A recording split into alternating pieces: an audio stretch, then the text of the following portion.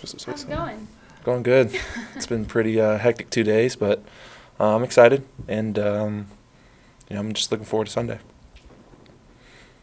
Taylor, how have these conversations taken place with you, your responsibilities laid out, and what are the expectations moving forward? I think it's no different than if Cam was in there. Our job is to go win the game, do what we need to do to win the game, and let's just move the first downs and score some points. So, the game plan hasn't changed. Just go out there and do what we do and try and take care of the football and win the game. Have you had any conversations with Cam? Yeah, he's in meeting room still. He's doing his treatment and stuff like that. Very supportive. He's excited for me, so it'll be good for him to be out there on the field with us. And again, he's faced Atlanta numerous times. He's been on the Panthers since he's been in the league, so he's played them 2 times a year for 7, 8 years now. So again, that's 16 more games than I played against Atlanta. So I'm sure he's got some tidbits that I don't know about yet. Taylor, obviously you've been in the league for a while, but just thinking back to when you started out at ODU, could you have foreseen a day that's coming up Sunday? I've always dreamed about it as a little kid, growing up watching NFL football. Eventually being a starter in the NFL one day, and it's been a long ride. But I've worked for this for very long, and I'm excited for the opportunity on Sunday. Taylor, as the backup, at a moment's notice during a game, you're a snap away from playing. But how beneficial is it to be told on a Tuesday night and have the full week to know you're going to start and kind of go through the game plan in that fashion? Yeah, it definitely helps. But again, I've been taking a lot of team reps since about week 8, 9. So again, I feel like I've gotten a lot better through those weeks, getting reps with Curtis and DJ and all the starters, Funch and all that. But again, being told you're starting on a Tuesday/Wednesday is a lot better than being told on a Friday, Saturday. So. And with Cam's practice situation being what it's been, do you feel like you've got a solid rapport with, as you mentioned, your wideouts and tight ends? Yeah, I got to throw DJ and Curtis in the preseason, but again, that's only about one quarter of the game. And going through the season when I wasn't getting reps like that, I was losing that chemistry with them. So again, Cam taking a little time to get his arm right throughout the weeks has definitely helped me. I've gotten better. I think we've developed some good chemistry. Taylor, one of the things Jerry's Wright said yesterday was he's telling us, I can't wait for you guys, meaning us, to see you throw the ball. When you hear that from your teammates, that's a high praise. I'm sure that's got to give you a nice feeling and a lot of confidence. Yeah, it's a good feeling. I think a lot of the guys have some confidence in me, which is great. I hope they do. But I played with Jay Wright for about 3 years now. I was with him in Minnesota. So again, we have a good chemistry there. But again, I hope all the guys have confidence in me, and I think they do. What's the best advice Cam's given you about this situation? I'll stick to Atlanta specific. Again, he's played them numerous times. He knows kind of their little things that they do in certain situations. So, again, we were watching film this morning and yesterday, and he was kind of pointing things out that I probably couldn't have seen just sitting there watching film alone. So he's helped me out tremendously in the last 2 days, and we still got 2 more days of film. So, he's been helping out a lot. How important is this opportunity to your long-term future? I think it's huge. I mean, it's my first start. Again, everyone has to start somewhere. It's my 4th year, and I'm just going out there and try and make the best of it. Taylor, who was your first phone call when you found out you were starting? Or text? It's my mom. Had to be my mom. I called her and told her she was excited. She actually wasn't going to come up for the game. So that went from 0 tickets to I don't even know how many now. So got to figure that number out. But she was first call. How far down the list was Coach Whitcomb? Coach Whitcomb? He was pretty close, but he just called me, told me he wasn't coming. He'd rather watch it at home, listen to the announcers, see what they have to say. But I wish he could be there, but I understand, his situation's Christmas. Won't be home in the family. What did your mom say when you told her? She started screaming, and then I heard my stepdad in the background going crazy. So it was a cool deal. I called my sister right after that as well, and she hasn't been to a game this year, so it'll be exciting for her to come up. Taylor, you're from Atlanta, right? Mm-hmm. Did you grow up a Falcons fan? I didn't. My dad was a big Packer fan, so I was born, watching Brett Favre, Aaron Rodgers, and that's when I really fell in love with the game, watching Brett Favre. Is that where your mom is, still in Atlanta? Yeah. Taylor, what are you expecting your nerves to be like on Sunday when you run out there for the first time, start the huddle and everything? No, I can't really answer that question right now. I could tell you right now, I'm not going to be nervous and this and that, but once you run out that tunnel and you're about to start, everything could switch up. So I don't want to give you a false answer or anything like that. Taylor, even going back to Old Dominion, you don't have a lot of experience as a backup. You've usually been the guy. What have you learned over the past few years looking up to a couple guys above you on the depth chart?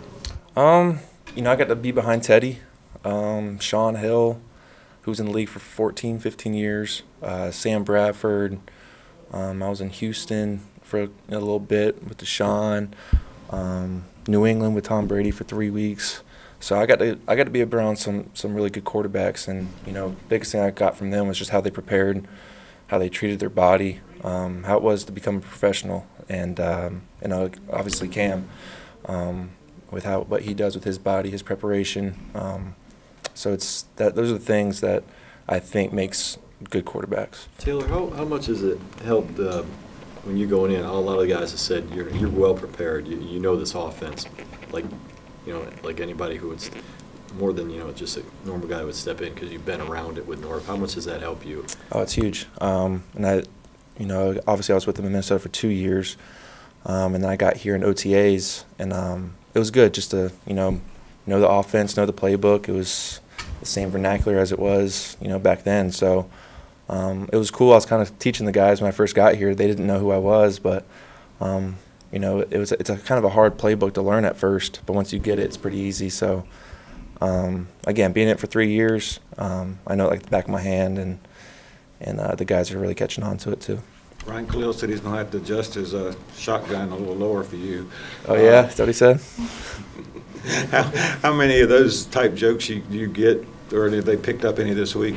Well, they joke around all the time, which is good. Keep it fun, not get up too tight, and we got a lot of veterans on that crew, a lot of good guys. Trey Turner, sticking his hand in my helmet and pinching my nose, just things to lighten you up a little bit, and I appreciate that stuff.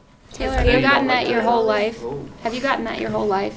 The jokes about maybe your height compared to other quarterbacks? No, not in college, because I had a couple quarterbacks that were shorter than me. So, that never really came until I got to the league, and shorter than pretty much all of them.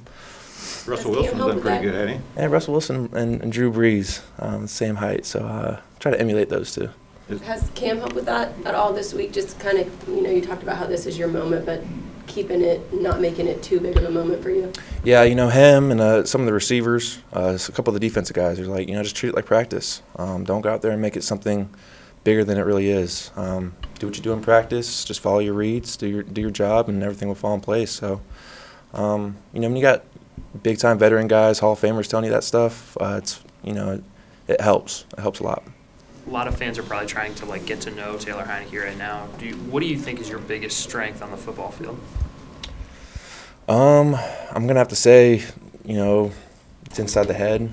I don't have that huge, massive rocket arm. I don't run a 4.3. Again, I'm 6 foot, 205 pounds.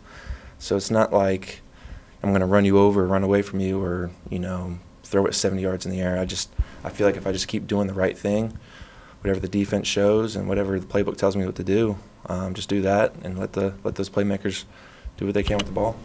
Taylor, you did test very well athletically, though. You're a good athlete. You didn't get a combine invite, though. And as part of this going into Sunday, you feel like your opportunity to kind of prove to everybody who overlooked you that draft year and maybe all these years past that you can play in this league? You could say that, but I'd rather put it in a way of proving the people that believed in me right. That's the only people I care about. So, I just want to go out there and perform and let's get a win. We lost 6 straight. I think if we get a win, that'll be huge. What's the pregame outfit plan? Has Cam been giving you any tips? Oh man, Cam might have to come through and let me go through his wardrobe, see if I can pick out a hat or two. But no, it's not going to be anything like that. Taylor, as you look through kind of your career, kind of a journeyman, back up, bouncing around, facing a lot of that adversity, is that the biggest adversity you think you've ever been through in your life, or is there something else that's kind of helped shape you or prepare you for that? Yeah, I've gone through some other stuff, personal stuff through college. That's kind of molded me into the guy I am today. But last year was definitely, you know, like you were just saying, a reality check. You know, just sitting at home for about a month and a half with no job, watching all your buddies play on TV on Sundays, and you don't know if you're going to get another chance or not. So when you're sitting there every day working out, go home, and you know you see your guys playing, it hits hard. You try and find a plan B, but hopefully you know you get another shot. And thank God, Norvin Scott believed in me, brought me in, and then went through training camp, and you know now I'm here. You've heard the Kurt Warner story. He's stocking shelves and everything. Did you do anything like that, or look for a job, or? No, not yet. I wasn't giving up on it yet. You know, obviously I was thinking about going back to school, finishing up, but 2 classes left. So, but again, I wasn't going to do that in the fall, just in case I got a call. So, but yeah, you know, thinking about the next step of life, next chapter, was definitely in my mind. Can you share what the other things you said you went through in school? Yeah, you know, I've talked about it a lot throughout the years, but my freshman year, my father passed unexpectedly the day before I was supposed to go home for winter break, and you know, he was my best friend. He's like, but I would say he's like the best father. You know, he did everything for me, and you know that hit hard. So that's all I'm gonna say about it right now. But you know, he was my best friend. Taylor, obviously father and son relationship being so special, have you taken a moment to consider how proud he would be of you right now? Yeah, I'll tell you one thing, he would have been at every game. He'll be at every game, whether it was away, if it was in London, he'll be there, you know. He would drop in anything for me, which is what any great father would do. And he's the one that got me a scholarship to ODU. He sat there, made a highlight video for me, mailed it to literally 250 colleges around the East Coast, and took me to camps every summer. Went to about 10, 15 camps every summer, just doing whatever he could to get me a scholarship. And then ODU came, and I jumped on it. Thank you. Thanks, Taylor. Appreciate it.